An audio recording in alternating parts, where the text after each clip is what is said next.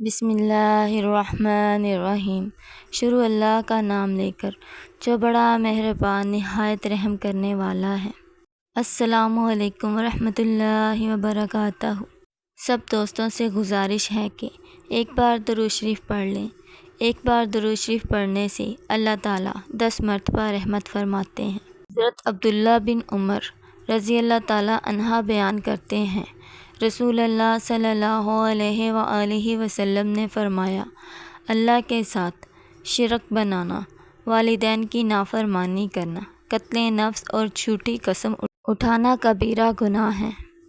حضرت ابو ہریرہ بیان کرتے ہیں، رسول اللہ صلی اللہ علیہ وآلہ وسلم نے فرمایا، جس وقت زانی زنا کرتا ہے تو وہ اس وقت مومن نہیں ہوتا، جس وقت چور چوری کرتا ہے تو وہ اس وقت مومن نہیں ہوتا، جب وہ شراب پیتا ہے تو شراب نوشی کے وقت وہ مومن نہیں ہوتا، جب لوٹنے والا لوٹتا ہے تو وہ لوٹتے وقت مومن نہیں ہوتا، جب کہ لوگ اسے دیکھ رہے ہوتے ہیں، اور جب خیانت کرنے والا خیانت کرتا ہے تو وہ اس وقت مومن نہیں ہوتا، بس تم بچ جاؤ۔